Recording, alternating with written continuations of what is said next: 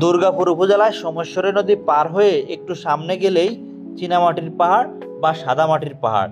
এখানের মাটিগুলো আসলেই অবিশ্বাস্য সুন্দর, যা কাছে না আসলে বোঝানো যাবে না। আর পানি এত স্বচ্ছ, একদম খেয়ে ফেলতে ইচ্ছা করতেছে। রমজান মাস না হলে খেয়েই ফেলতাম। চীনামাটির এই পাহাড়গুলা থেকে ভারতীয় অংশের পাহাড়গুলাও খুব কাছ থেকে দেখা যায়। এটা বাংলাদেশ অংশ, আর ভারতীয় অংশের পাহাড়গুলা আল্লাহু আকবার, মনে হয় যেন কেউ স্তরে স্তরে সাজিয়ে রাখছে, এত সুন্দর। অনেকে এখানে শিক্ষা সফরে এসে কি শিক্ষা নিয়ে যায় সেটা বোধগম্য নয়।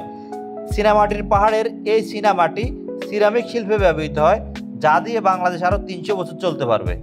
ভারতীয় বর্ডারের সাথেই হওয়ার কারণে এখানে কম দামে ভারতীয় পণ্য পাওয়া যায়।